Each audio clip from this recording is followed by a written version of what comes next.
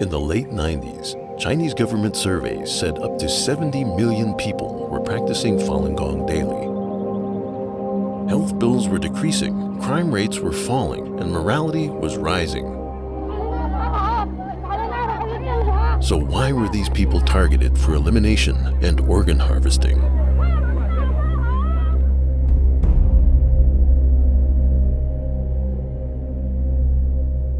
Mona Ye was one of the millions meditating in parks every day. There was a park across the street from my house. Because the first exercise site couldn't hold so many people anymore, it divided into the second, the third, the fourth. So at every street corner and in every park, you could see people practicing Falun Gong. There was from different kind in society. It was many policemen and military. It was just fundamental part of society at that time, and everybody knew somebody who practiced. Falun Gong is a traditional practice of self-cultivation, a practice of slow-moving exercises, meditation, and studying of the principles of truthfulness, compassion, and tolerance, and trying to adopt those into your life. While morning exercises had always been popular in China, Falun Gong brought more than just health benefits. For thousands of years, the Chinese people have believed in Buddhas and Taos and becoming an immortal. Falun Gong really dared to talk about these things. And immediately people took it to heart. Oh, the true ancient good things of China have come back.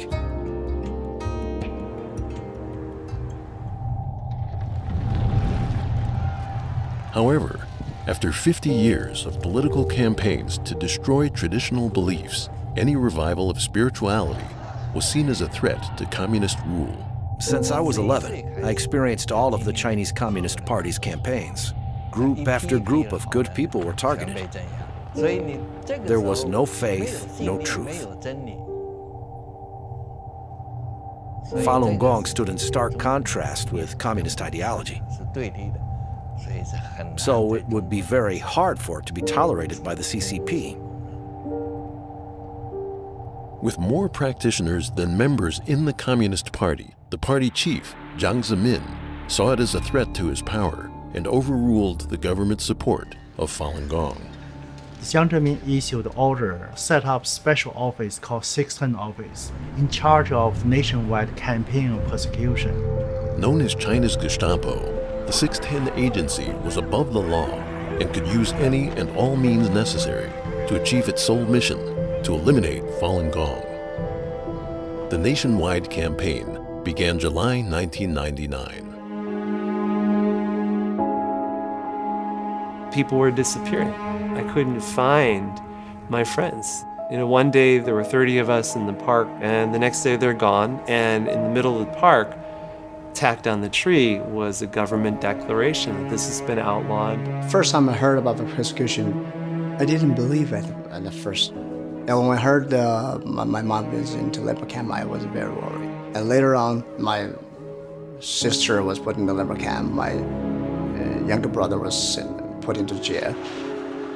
Basically, my family is just torn apart. When this family is torn apart, actually, I feel inside torn apart.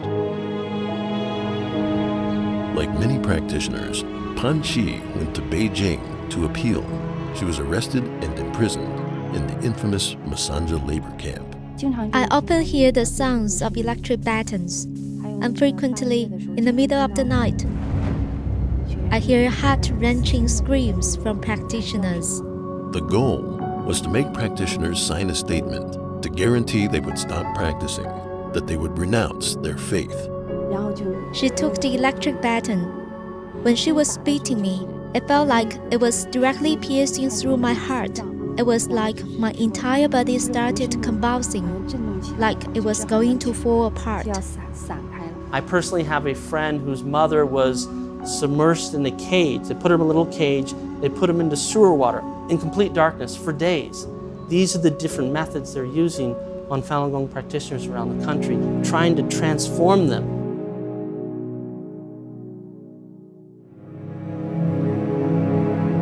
Hu Zhiming was teaching practitioners how to break through internet censorship in Shanghai when he was arrested. Police did not know what I did, but they knew that I practiced Falun Gong. So they arrested me first. Then they investigated my background and arrested everyone who had been in touch with me. After 2 years of interrogation, he was sentenced to 4 years at a Shanghai prison for teaching others to visit mingwei.org, which reports daily on the persecution. Every morning after I woke up, I was taken to a room and forced to sit about 1 meter away from the TV set and forced to watch videos slandering Falun Gong. This kind of brainwashing did not work. So they changed to another approach, which was intensive slave labor.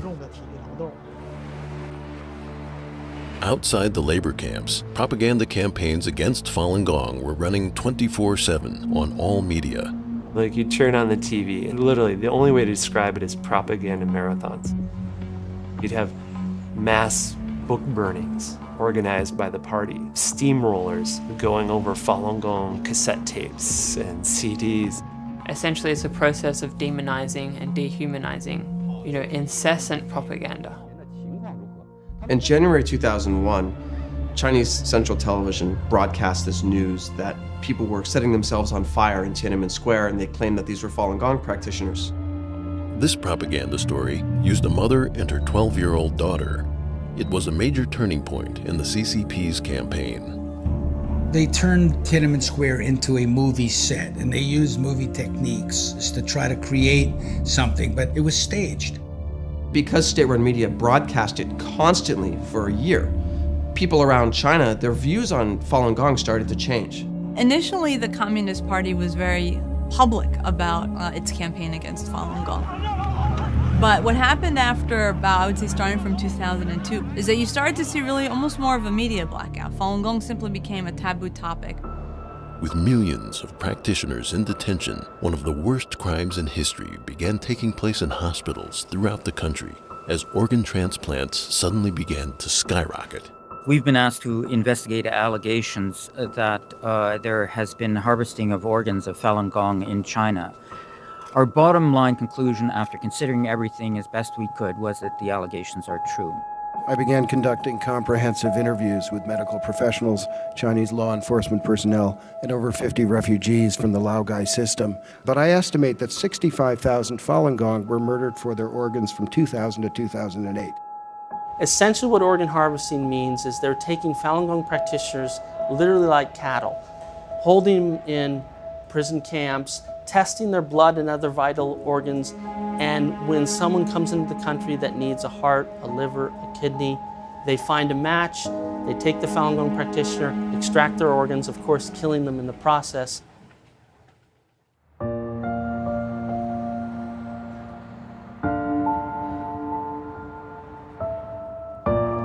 It is literally life and death for many of the upper echelon of the party members that run China to not let the Falun Gong story be told.